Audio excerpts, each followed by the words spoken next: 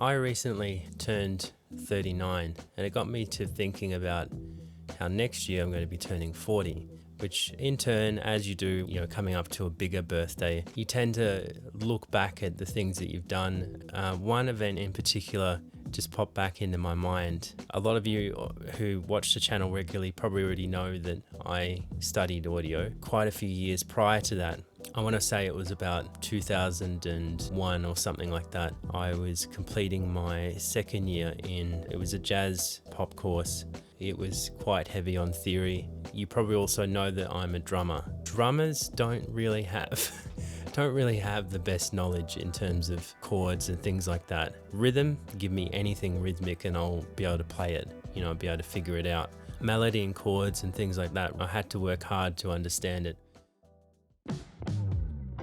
One of our assessments was to revoice as like a jazz standard or something like that. So from memory, it was a pretty basic progression. I did the assessment. It was an assessment where I had to go through and I had to revoice the chords. We had to, we were learning about seventh chords and augmented, and I just remember working on that and getting it to sound good and submitting it. The teacher that was assessing the project, she kind of called me aside and we went to the auditorium where we used to have our performances, and she kind of sat me down and she was like, so I've been looking at your assessment and I've noticed something about it, and it's, have you had any help with this? And I'm like, what do you mean? And she's like, well, it's very good.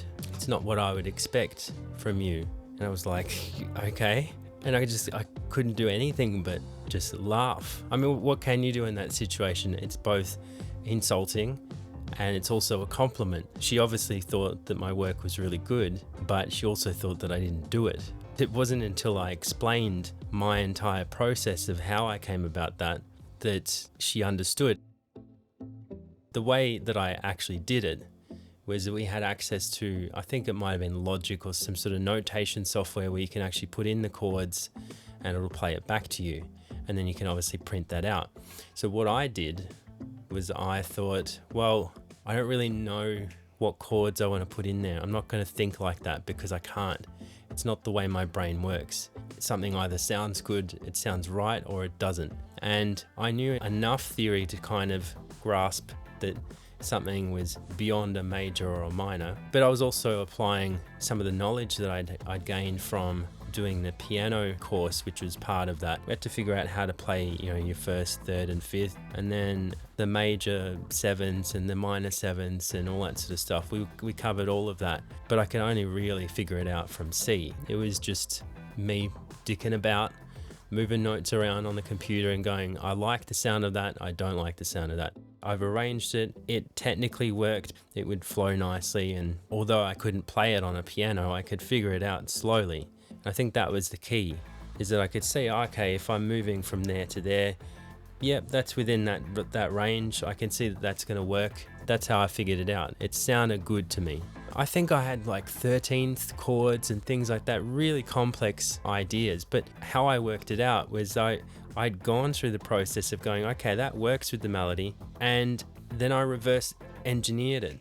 It was like a maths project, figuring out, okay, so it's probably that chord and it's probably that inversion. Is it a 7th? Is it a 9th? Is it a 13th? Is it on a D bass? So I had just enough knowledge to be able to figure that out.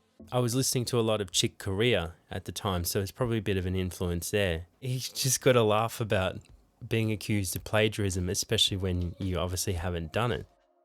For you guys, the take-home lesson that I want to share with you is that don't ever feel like the limited knowledge that you have is it going to restrict you in any way. I think if your fallback option is, does it sound good? Does it work? Does it feel good? All the technical stuff, you can figure it out. It always comes down to the music. It has to come down to the music. It has to feel good. It has to sound good. It doesn't matter how you got there. It really doesn't. You can figure it out. In my case, it was just figuring out those little building blocks. With enough knowledge, you can absolutely do that. Don't ever feel like you're limited. If I had have gone purely from a technical point of view, I don't think I would have created anything as good as what I did. Certainly would have been accused of plagiarism. But man, what a funny situation. I hope it inspires some of you to have that growth mindset. Don't sell yourself short. Use everything that you have to the fullest that you can. Go out there, make great music. Happy mixing, happy recording. I'll see you guys in another video. All right, cheers guys.